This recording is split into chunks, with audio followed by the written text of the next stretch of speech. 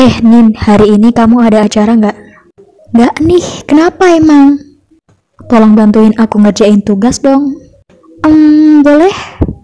Aku mau buat video tentang hubungan budaya dengan matematika nih. Emang ada ya? Bukannya matematika itu hanya hitungan? Nggak lah, matematika itu sebenarnya luas. Kalau materi ini disebut etnomatematika loh. Apa itu etnomatematika? Halo semuanya, Assalamualaikum warahmatullahi wabarakatuh. Perkenalkan, nama saya Eka Nurul Amalia dari kelas A1 TMR dengan NIM 21106100015. Nah, pada kesempatan kali ini aku bakalan membahas tentang etnomatematika dalam tradisi golok-golok mentok. Namun sebelumnya kita akan mengenal terlebih dahulu apa itu etnomatematika dan bagaimana penerapan tradisi golok-golok mentok ini di Kabupaten Kudus sendiri. Setelah itu kita akan menganalisis bersama-sama secara mendalam tentang hubungan antara etnomatematika, tradisi golok-golok mentok, dan matematika itu sendiri.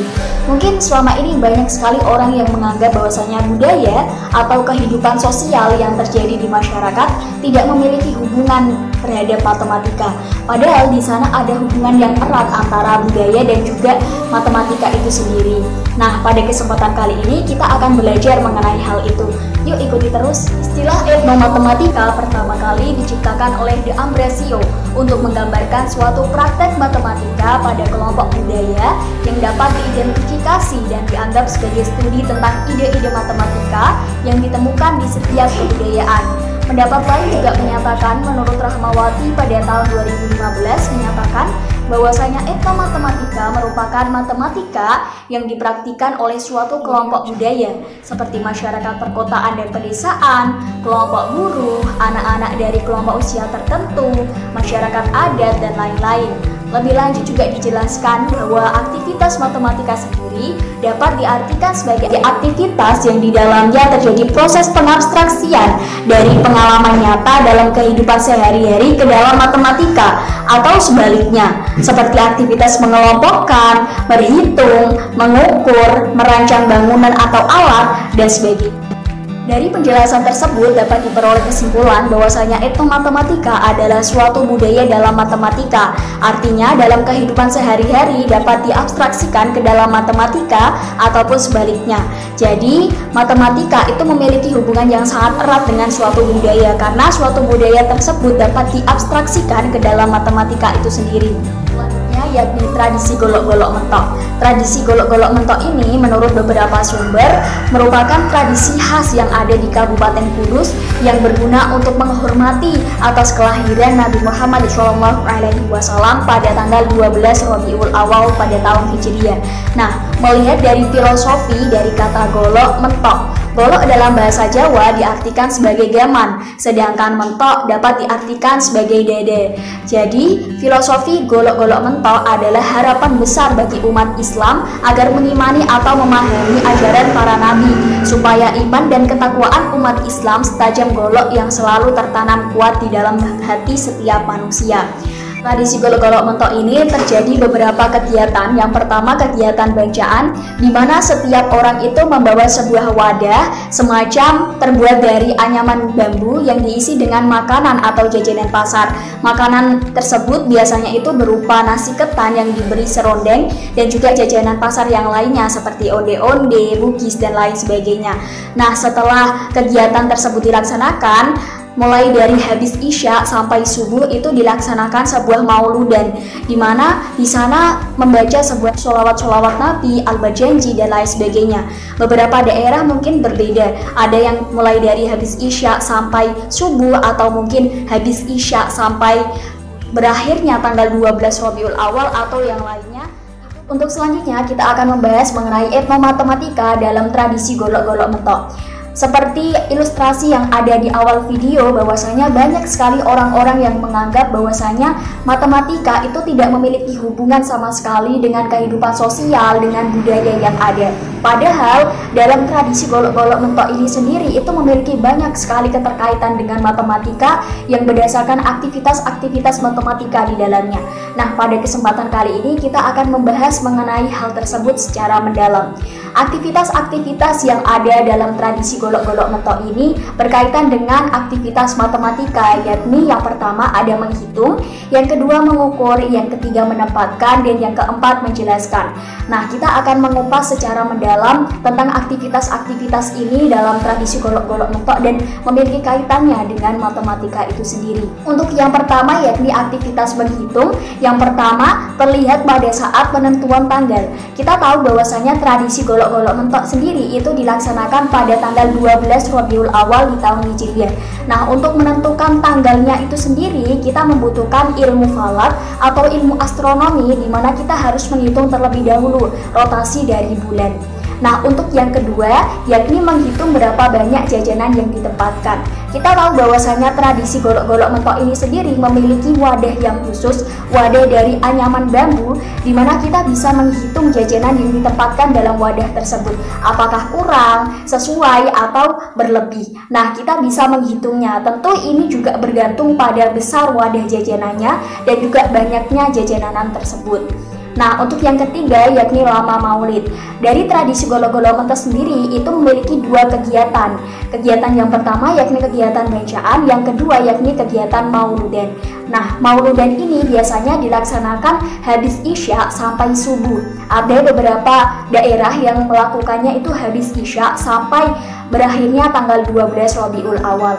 Nah, di sini kita bisa menghitung berapa jamnya atau menitnya atau detiknya. Misalkan ketika isyanya itu jam 7 malam, lalu subuhnya itu jam 4 pagi. Kita bisa menghitung berapa lama jam yang dihabiskan untuk mengisi maulid tersebut, yakni ada 9 jam. Untuk selanjutnya yakni mengukur dan menempatkan. Menganyam bambu memerlukan ketelitian dan memperhatikan unsur proporsional. Nah, dari ketelitian ini sendiri kita dapatkan setelah mempelajari dari matematika sendiri. Ketelitian ini juga termasuk dalam objek kajian matematika secara tidak langsung, dan di sini kita dapatkan ketika kita menganyam sebuah bambu atau menganyam sebuah wadah yang kita gunakan untuk tradisi golok-golok mentok ini. Nah, ketika kita ingin menganyam dari tradisi ini, maka kita harus memotong bambu terlebih dahulu dengan panjang dan lebar yang sama menjadi beberapa bagian. Setelah menjadi beberapa bagian tersebut, kita anyam menjadi satu persatu.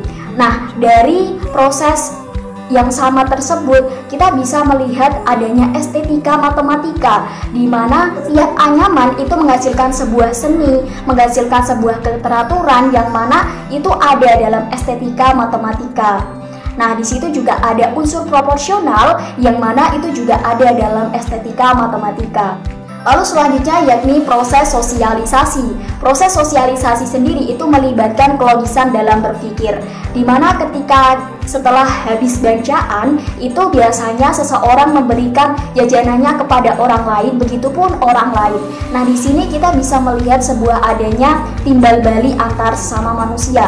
Kita tahu bahwasanya manusia itu memiliki naluri untuk membutuhkan orang lain, untuk membutuhkan sesamanya. Dan dalam tradisi ini adanya hubungan timbal balik. Ketika kita membutuhkan orang lain, bahwasanya kita harus melakukan yang terbaik, melakukan kebaikan kepada orang lain. Di sini ada sebuah kelogisan berpikir, di mana ketika kita menginginkan sebuah keteraturan dalam masyarakat, kita harus menjaganya dengan selalu berbuat baik kepada orang lain. Sebenarnya hal ini juga sudah diutarakan oleh orang-orang zaman dahulu, bahwasanya dengan untuk menjaga keteraturan ini, orang-orang dahulu menjaganya dalam tradisi golok-golok mentok ini. Artinya orang-orang dahulu itu sudah berpikir secara logis jauh ke depan. Nah, di sini adanya kelogisan berpikir, di mana kelogisan berpikir itu sendiri berada dalam kajian objek kajian matematika secara tidak langsung.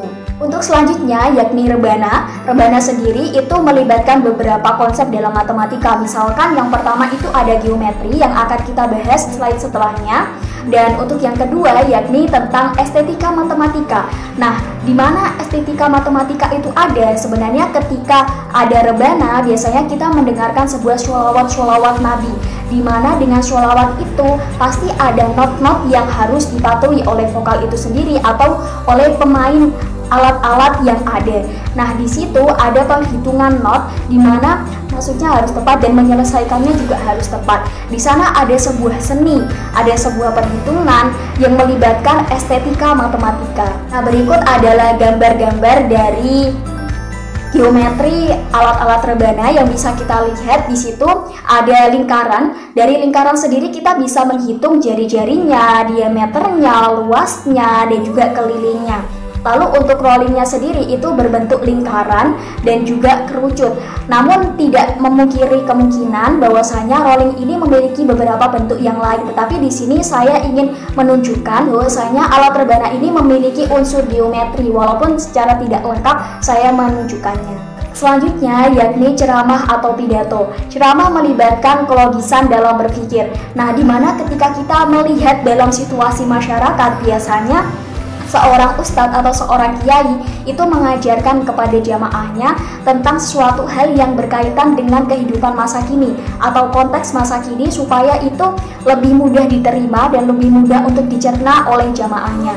Sebenarnya di sini sudah melibatkan kelogisan berpikir, di mana dengan adanya target-target dan juga dengan adanya taktik seperti ini akan lebih mudah untuk meluaskan ajaran-ajaran Islam. Dan di sini para ustadz atau kiai itu menggunakan kelogisan dalam berpikir yang ada juga dalam matematika, yakni dalam kajian secara tidak langsung. Untuk selanjutnya yakni mengajarkan keadilan, dimana kita tahu bahwasanya filosofi dari tradisi golok-golok mentok ini merupakan sebuah pengembalian martabat seorang perempuan. Nah, di sana sebenarnya ada kelogisan dalam berpikir. Ketika tidak ada seorang perempuan, maka dunia ini tidak ada penerus-penerusnya, karena perempuan itu adalah yang paling penting dalam hal tersebut. Lalu untuk yang kedua yakni melibatkan konsep pecahan. Nah, dalam keadilan ini biasa kita sebut dengan satu. Nah, misalkan dalam dunia ini itu ada dua jenis kelamin, yakni perempuan dan laki-laki. Untuk perempuan sendiri itu misalkan kita setengah, lalu untuk laki-laki kita setengahkan. Dan ini artinya mereka itu memiliki hak yang sama, mereka memiliki kesempatan yang sama untuk berkembang, sehingga hal tersebut juga melibatkan konsep pecahan dalam matematika. Untuk selanjutnya yakni geometri dalam jajanan pasar. Bisa kita lihat bahwasanya di sini kebanyakan adalah lingkaran, di mana lingkaran sendiri itu kita bisa menghitung jari-jarinya, diameter, luas, dan kelilingnya. Untuk onde-onde sendiri itu berbentuk bola, di mana bola itu sama seperti lingkaran, namun lebih luas lagi kita bisa menghitung volume dari bola tersebut. Untuk jajanan pasar selanjutnya, misal kita lihat ketan yang ada. Di sini ketika kita melihat dalam segi bangun datar, ini adalah sebuah persegi panjang, di mana kita bisa menghitung panjang dan lebarnya. Tetapi ketika kita melihat dari sudut pandang lain, yakni dari bangun ruang, ini merupakan balok, di mana kita bisa menghitung panjang, luas, dan tinggi, panjang, lebar, dan tingginya. Kita juga bisa menghitung luasnya, volumenya, dan kelilingnya. Lalu untuk selanjutnya yakni kue cucur yang berbentuk bulat. Walaupun memang pada gambar ini seperti oval, tapi pada dasarnya kue cucur ini berbentuk lingkaran, di mana kita bisa menghitung antara jari-jari, diameter, luas, dan kelilingnya. Untuk selanjutnya di sini ada jajanan pasar yang lainnya. Di sini ada lumpia yang berbentuk tabung. Dengan tabung ini kita bisa menghitung beberapa hal, entah itu luas permukaan, volume, dan lain sebagainya. Nah, di sana juga ada kue lapis. Kue lapis ini juga sama seperti ketan yang ada. Ketika kita melihat dalam segi bangun datar, ini merupakan persegi panjang, tetapi ketika kita melihat dari sisi bangun ruang, ini adalah balok. Nah, selanjutnya yakni bugis yang berbentuk limas. Namun bugis ini sebenarnya tidak hanya berbentuk limas, ada juga yang berbentuk balok dan lain sebagainya, sehingga kita bisa menghitung hal lain yang berkaitan dengan matematika dalam bentuk bugis ini. Untuk selanjutnya, selain geometri, jajanan pasar juga dapat diaplikasikan ke dalam himpunan. Nah, himpunan itu kan adalah sebuah pengelompokan, di mana dengan adanya jajanan pasar ini kita bisa mengelompokkan mana yang merupakan jajanan pasar, mana yang tidak merupakan jajanan pasar dengan menggunakan konsep himpunan. Lalu dapat juga diaplikasikan ke dalam persamaan linier 1, 2, atau 3 variabel. Nah, di sini tergantung variabel atau jajanan pasar yang kita gunakan. Misalkan di sini ada soal, dalam rangka peringatan Maulid Nabi, Desa Papringan mengadakan acara golok-golok mentok. Nada membeli beberapa jajanan pasar untuk persiapan acara tersebut. Harga 1 buah onde-onde sama dengan 2 kali harga 1 buah kue cucur. Harga 3 buah onde-onde dan 2 kue cucur adalah 40.000. Uang yang harus dibayarkan Nada untuk membeli 5 buah onde-onde dan 3 kue cucur adalah, nah dalam soal ini kita itu melibatkan linear 2 variabel, dimana dengan deskriptif yang sudah ada kita bisa mengubahnya ke dalam matematika atau ke dalam pernyataan matematika dengan menggunakan persamaan-persamaan yang ada. Misalkan di sini ada 2 persamaan. Persamaan yang pertama itu X sama dengan 2Y, di mana X sendiri itu adalah onde-onde dan Y-nya itu adalah kue cucur. Lalu untuk persamaan yang kedua yakni 3X plus 2Y sama dengan 40.000, dimana dengan kita menggunakan konsep eliminasi dan substitusi kita dapat menemukan X dan Y-nya, sehingga kita bisa mencari berapa uang yang harus dibayarkan oleh Nada. Lalu selanjutnya di sini ada geometri dalam wadah jajanan pasar. Di sini itu sebenarnya berbentuk lingkaran ya teman-teman, tetapi di sini agak melebar jadi seperti berbentuk oval, tapi sebenarnya itu lingkaran. Lalu di sini yang merupakan pegangan dari wadah tersebut itu sebenarnya berbentuk setengah. Demikianlah materi etnomatematika dalam tradisi golok-golok mentok. Sekian dari saya. Wassalamualaikum warahmatullahi wabarakatuh.